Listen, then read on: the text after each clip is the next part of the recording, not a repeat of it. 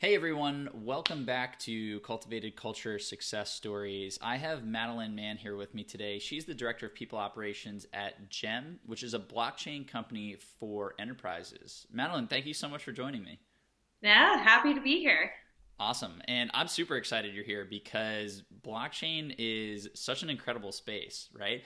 And you can't go to college and get a degree in blockchain. You're truly hiring out of traditional credentials. So you have to figure out which candidates, kind of make the cut out of traditional credentials for such an innovative space. But on top of that, you're also just looking at a lot of the stuff we talk about, right? Normally I have job seekers on here and they tell us, how they navigated the waters. But I'm really excited to have you share a little bit more about how you think through hiring people, from what resumes make it in and which don't, and what people have done in the past to stand out to you, and what type of person really has what it takes to make it through the whole process, and how people listening can be more like that person. So that's a whole lot. I'd love to have you introduce yourself a little bit and then maybe kick us off with GEM and people operations there and what you guys are up to. Totally. So I've been at GEM for over 2 years now, and in blockchain years, that is like like super long. It's like dog years. And over there, we're a small company, so I people operations comprises of the recruitment, the org development, building the culture, the HR side of it as well. And so it's been really interesting building all of those elements, building a team, building a company in an emerging industry. And so when we're looking at people to join the team, we're not looking for someone who has 10 years blockchain experience. It's actually an opportunity for a lot of people to kind of come in a similar playing field. And the way we decide who to choose actually often comes down to, honestly, intellectual curiosity, like this hunger for knowledge. When you're in a new industry, if you're voracious with how much information you're taking in, that's really attractive. And so we often go towards people who really are interested in the ambiguity of the industry versus someone who really likes things to be straightforward and structured. And as well as, just being really passionate. We can tell when people are passionate and are following us and following the industry at large. And that goes such a long way because we're a small company. So I read every resume, I read every cover letter, and more than ever, those things matter. Awesome. And that was my next question. So that's a great segue. Because you're looking at traditional experience and we're talking about intellectual curiosity, that's not really something that's super quantifiable, right? Like I can't put X and Y together and get intellectual curiosity. So Yeah. what exactly do you guys look at? And maybe we can start at the top of the funnel with like resumes and cover letters. What aspects of resumes or cover letters stand out when you're looking through them? And on the other hand, what kind of stuff do you just absolutely hate seeing? Yeah. So what stands out that kind of gives us that idea is generally, even if it's in their current role, maybe they are messing with some new technologies potentially, if we're talking about more of a technical role. If it's non-technical, even just kind of side projects or even just hobbies, someone who is constantly tinkering in one way or another, we find that really interesting. Someone who's just kind of naturally, not necessarily that they've started their own company, but just have like this entrepreneurial nature about them. So that we really look at. I think when we actually start talking to them on the phone, I notice I'll usually ask, like, in your job, like what are some examples of some things that you did that weren't necessarily asked of you? Like, where did you go above and beyond and kind of come up with a creative solution? So when you see those in a resume of, I took this process that was stale and I changed it in a different way, that's really attractive because again, that shows that this person's constantly thinking creatively. They're constantly interested in evolving different things. And as far as like what I don't like, what really bothers me, I would say, I mean, the first thing that's top of mind is if there's a question, sometimes we'll put like a question. Like I think we had a question on one of our job applications that was, how have you participated or interacted with the blockchain or cryptocurrency space. And people would just write the word like, yes, I have, which is not like how, or they'll leave it blank. We only had one question. And so I think like, even if they said like, I haven't had a chance to really get into it as much, but I've started to do some reading and I'm really interested. Even that's better than leaving it blank or anything like that. And so don't be afraid to like be upfront, like even if you feel like imposter syndrome of like, oh, I don't have enough to answer this question. That was like a really, kind of big turnoff. Also overstating your, I am a cryptocurrency expert or, that kind of stuff. It sometimes can give the wrong impression as far as, like when you're in this industry, you kind of realize that we're all novices. We're all constantly learning. And so try to be realistic about what you bring to the table. Awesome. I love that you're talking about extracurricular activities, basically. So people who are spending their personal time, their free time, learning, creating new things, getting curious. I think that's so cool. So getting down to the real stuff, how many resumes do you get like a week coming across your desk? It's like it's probably 3 digits Okay. of resumes Okay. around there. And do you guys use like an applicant tracking software, or are you going through them all yourself? Yeah, so the applicant tracking software ATS is it gathers all of the resumes, but we don't use what a lot of large companies use, where it's a keyword search where they pull out only resumes that have certain keywords. We don't do that. I am the keyword search. So Awesome. So what does the software do for you guys? Does it just organize things into buckets? Does it actually eliminate any resumes, or do you see all 3 digits and you're the one combing through them manually? I look at all of them. Okay. Yeah. And it buckets them into which role they're in. And it does, one thing to note is that it does kind of extrapolate the formatting sometimes. So some people submit really beautifully designed resumes, but it's for naught. Like those resumes actually end up being very difficult to read. So I've always found that a resume should, if anything's creative about your resume, it should be like the content of it. Like it's you show your creativity through what you're actually writing versus the design and the formatting. So like a black and white kind of plain-ish resume, but that's like clearly and concisely laid out, is probably best for formatting, and then you really want to make yourself pop in the bullets and the content. Is that Exactly. kind of on base? Exactly. Awesome. Yeah. Very cool. Awesome. So reading 300 resumes or 100 resumes rather, 3 digits is a lot. What have some people done in the past that's really popped out to you? Like, have you had any resumes come across your desk and they were a little different? We're talking about, standing out in the content here. What's an example of somebody who's done that for you? Yeah, definitely. I think it is really interesting to see people who take the time to do side projects. Like we did have one person who he took the time to write for publications in the space. Like his experience was in completely different industry, but in his spare time, he was writing articles for all these different, newsletters about the industry. And that showed that he was very, deliberate in pursuing us and the industry. So, because sometimes it seems like people are kind of doing the resume spray where they're switching industries with their resumes, but you think that they're just, doing it kind of in a passive way. Mm-hmm. But when you have like that, those little things on your resume that say, okay, like this person is directed, they're taking their off time to focus their attention, that really stands out.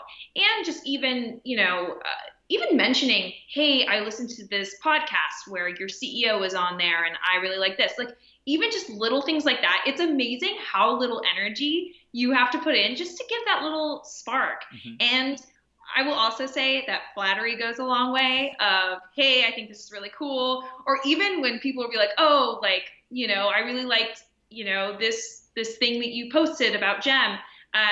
It just shows that they're really taking the time to get to know us as a company, and that makes us like way more excited to talk to them. Awesome.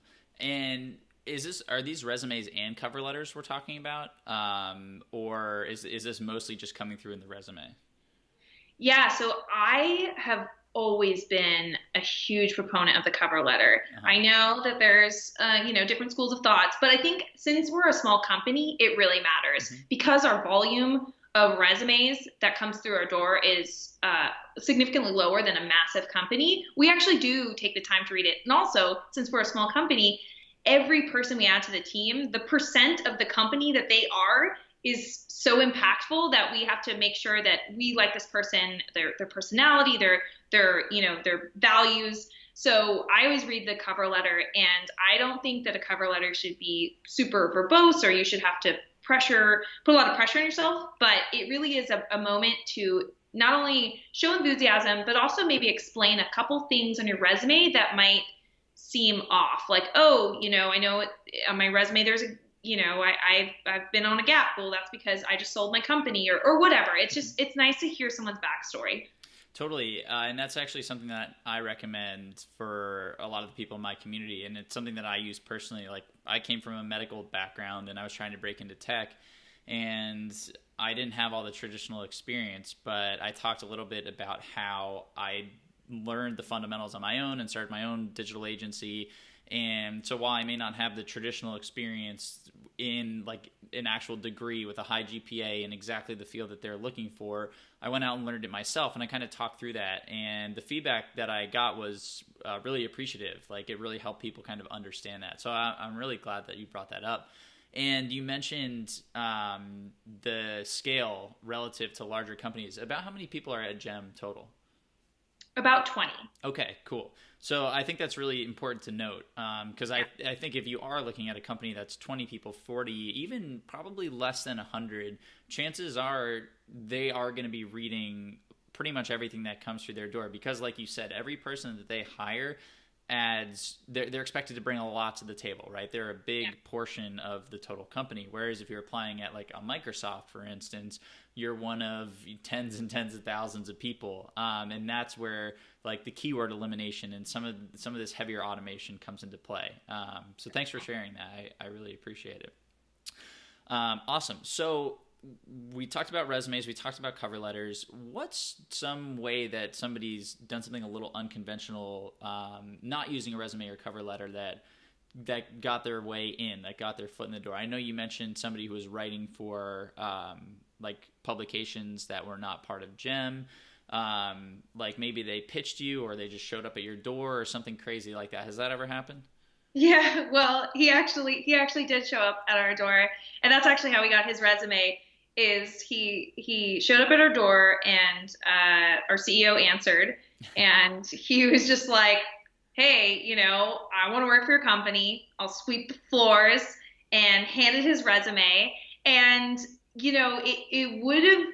We've had people show up to our office before, but I think the thing is that what he had the experience and kind of the extra effort to back it up. Like he had that, writing for publications before. Like, we looked at his resume, we're like, okay, this guy is serious. And he was also persistent and followed up. And that's actually one thing that I've noticed is that persistence and timing can go so far. Like, we do not have an internship program because as a small company, it's really hard to manage individuals who need like a special amount of like mentorship. And so we had this one person, he wrote to us, he's like, I want to be a product intern. And we're like, well, like, that's great. Like, that position does not exist. And he's like, well, like, you guys are going to want me. And we're like, okay, like, we'll talk to you. And so he kept like pursuing us over the course of 6 to 8 months, checking in like not in an annoying way, probably every 3 or 4 weeks, maybe every 4 weeks. And he would keep us up to date with what he's doing. He was very active in like his at his university in like with the blockchain initiatives there.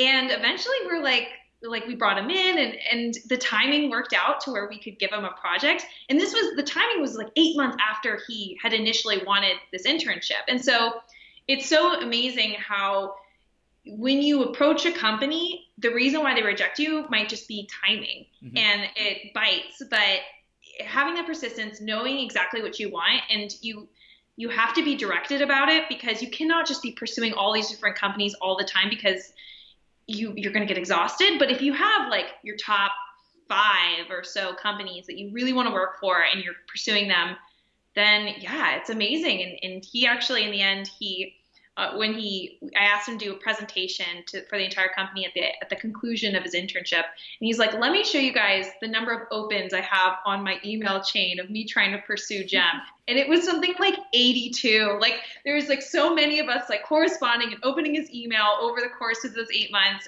and so that just shows that persistence pays off. And now he's doing amazing things in the industry. Definitely. And I've seen it myself too. Like, just especially if you do really want to work at one place, like you mentioned, you have your top five or top three, or like that, the unicorn, like that one company.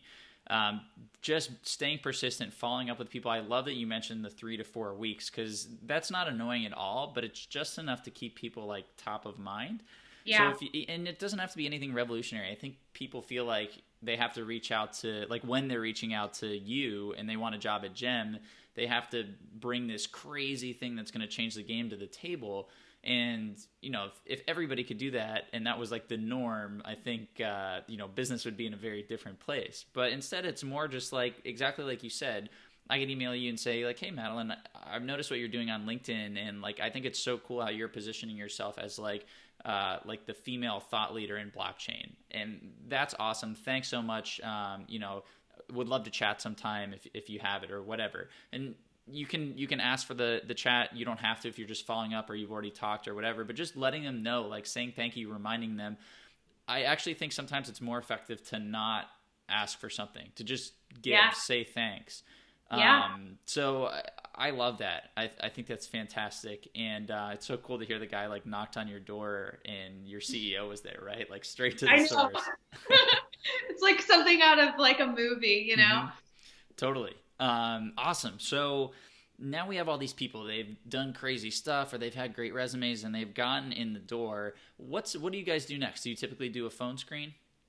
Yeah. So Okay. I'm usually the first person to talk to whoever, makes it through the first round. I usually have the hiring manager check to make sure this is a person that they would want in the pipeline.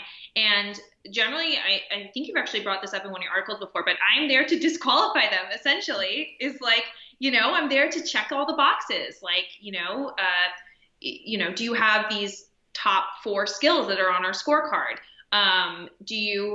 Is your timeline going to line up with our timeline? Like all these kind of little things that I just check box. And so, yeah, if you can just make sure and then also there's kind of like I usually sense for their passion, their kind of knowledge, and a few of those more cultural aspects as well. But it's generally like a 30-minute call, so there's only so much you can do. Totally. And then I assume you bring them in person or do like a Skype call if they're a little further away. So what I'd love to know is, in your opinion, like what's the anatomy of a great interview answer? Like, what does somebody include so that you're like, okay, wow, that was a fantastic answer. This person knows what they're talking about. Yeah, so I think sometimes it's okay to use a little bit of silence just to process someone's question. Like there's a question an interviewer asks, and then there's like the deeper questions they want to know. Hmm. And so I think as like an interviewee, understanding, when someone asks, "Oh, tell me about a time when you did something that was not asked of you," you have to understand, okay, like what they're trying to figure out is can I bring creative solutions? Okay, so now I'm going to think of a story where I came up with a creative solution. And so I think just kind of extrapolating like the core of what the question is and not getting so distracted by how they word it. Hmm. And then telling a concise story. So some people feel like they have to, kind of go back to like their childhood and then work us all the way back up to now. But, kind of having this like problem action solution in your story. Always start with the problem, this, our client, we were losing this client. And then I decided to, do this, and always try to make sure that you say what you did. I think it's important to show that you're a team player and all that kind of stuff. But it's also really helpful to understand which pieces you contributed, because or else it might sound like you're just describing what the team did, and it can be tough for an interviewer to parse. So if you can talk about what you did, big or small, and then sometimes people don't like. I think also there's like the flip side of it where people zoom a little bit too fast through it. Like, we had this big product, we launched it, it was great. And it's like, no, like walk me through like your thought process. Mm-hmm. And so I think kind of finding that balance of those key points of showing that creative thinking, and then conveying it in a concise way, and just completely, understanding exactly what the question had intended. Awesome. I think that's fantastic. The one thing I'd add from my end, which is something that we talked about in the video we did together, is quantitative metrics. So you mentioned being sure to include what you did specifically, and I think one of the best ways to drive that is actually having metrics. And in some cases, you're not going to remember exactly, like we drove $682,331, like, but ballpark it. Or if you're somebody who's not aligned with quantifiable metrics per se, like you're a creative or somebody in that space, I find it's always helpful to go speak to your manager, or maybe a manager at another company if you're worried about triggering any alarms, and just asking them, like, what criteria do you judge your employees against, and then making sure you speak to that. So if quantifiable metrics are a part of your business and the value that you drive for a company, I think including that is huge, because it showcases the value that you're going to bring to the table if they hire you. And then if you negotiate salary or whatever, you can pull right back to those things and be like, this is why I'm worth more. Or, you can bet if another manager, a couple managers you speak to are all looking for the same things, if you directly address those in an interview for a position of that nature, like you'll be in a good spot for sure. Yeah, I think with metrics as well, is unless they're like very much in the same industry and position as you, sometimes the metrics, like it's good for like to hear the before and after metric, because it might be like, oh, like that much engagement on a post or something. And it's like, if I'm not someone who is like, if I'm just my role and I might not have as much experience with that, I'd be like, well, before we were getting, 12% of that. And now, I've increased it. So yeah, it's good to kind of give like that context as well. Mm-hmm. Definitely. Awesome. Cool. So we've talked a lot about interviewing. We've talked about getting your foot in the door. What about, I want to touch on blockchain a little bit. It's like this very hot industry. It's very new. And it's like, in my mind, like tech 2.0. So are there specific degrees or experience that you guys look for outside of just somebody with intellectual curiosity? Like, let's say you're like a 27-year-old. You've been in your career for a little bit. Now you want to get into blockchain. It's this cool, it's this exciting space. What are the steps that somebody could take? Like, let's say I'm maybe a copywriter. I guess I could get into blockchain for copywriting, but if I want to be like fully involved, like in sales or the technology aspect, like, are there specific roles that play well with a transition, or that you look for? Or is it truly just like that intellectual curiosity, doing stuff that relates to blockchain outside of work, et cetera? Yeah. So I will say that I have never hired someone from within the industry to join our team. Okay. So every single person I've ever hired has been from a different industry, and it has been pretty eclectic. I think people who what we really look for is if your past experience is more technology oriented, even if you're not a technical role, as well as you've dealt. It's nice to be in an industry before where you've dealt with ambiguity, where it is a bit more of a learning curve, where there's been some uncharted turf, and anyone could really spin that in any way. It doesn't necessarily mean like this industry is perfect for going into our industry. And there's a lot of like classes out there that are around blockchain and that kind of stuff. And I can't really speak on any one of them that I feel is really strong. But what I do know is that this industry is still very small. And if you go to events and conferences and meetups, you will be likely to meet someone who can get you a job in this industry. And Interesting. just, yeah, it's just like I think the advice is twofold in that, make friends with as many people in the industry as possible, and also do not make any enemies because we all know each other as well. So I think it's actually a very accessible industry if you're really committed to it, because these people were out there, and you introduce yourself to any one of them, and that could be an amazing path to exactly the company you want to work for. Awesome. And I want to talk a little bit about it being new and small in a sec, but I love what you said where you're not bringing in anybody that's in the industry, and these people are coming from different backgrounds. Just tying it back to the interview thing. A lot of people in the audience, and for me personally, I came from a background that wasn't traditional, right? So how would you recommend people pitch their non-traditional background as an advantage? Kind of depends on what the background is, but I really do think that the amount of use cases that there are in blockchain allow for really pretty much any industry to have like a fresh perspective on it and say, hey, I come from supply chain industry and I can see, tons of use cases in blockchain, and that's how I got interested in this industry.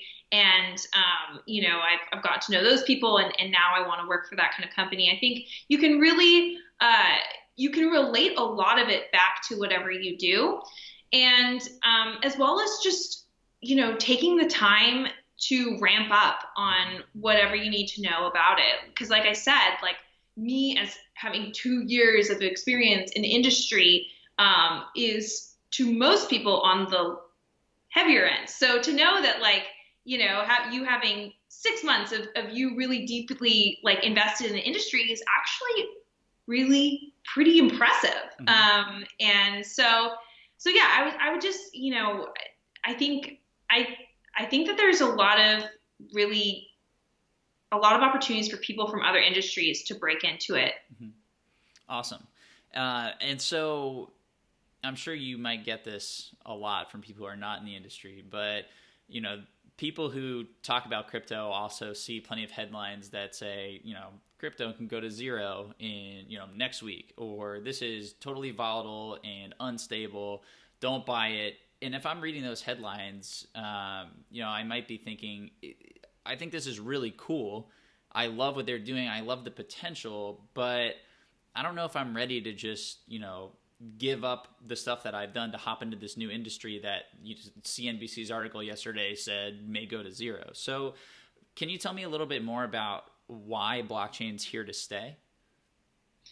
Yeah, absolutely. I mean, so blockchain has been around for a long time, but only since, Bitcoin really started, becoming popular within the last, 8 or so years, has it really gotten a lot of people's attention.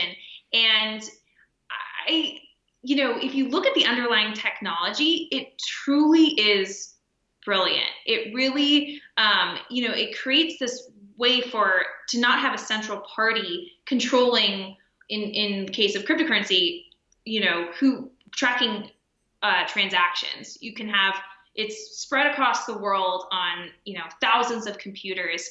And, this technology has so many other applications besides cryptocurrency. And I think that when you're buying into cryptocurrency, you are buying into a philosophy or a movement that has made me really excited. And I know, like, I've brought in a lot of new kind of cryptocurrency investors into the space, and it is stressful. Like, I know for a fact, I mean, it's up and down every day. It's a crazy graph. But if you look across, the past 8 years, like it's been a linear line through it all. And I truly believe it's here to stay. And I think it's just, in all the issues that have happened with it, there's been a lot of really smart people creating solutions around scaling issues and that kind of stuff. So I think I think it's not for the weak stomach to invest in it, Yep. but it definitely, you know, it's there's so many different ways to utilize it, and I think we're just in the very beginning right now.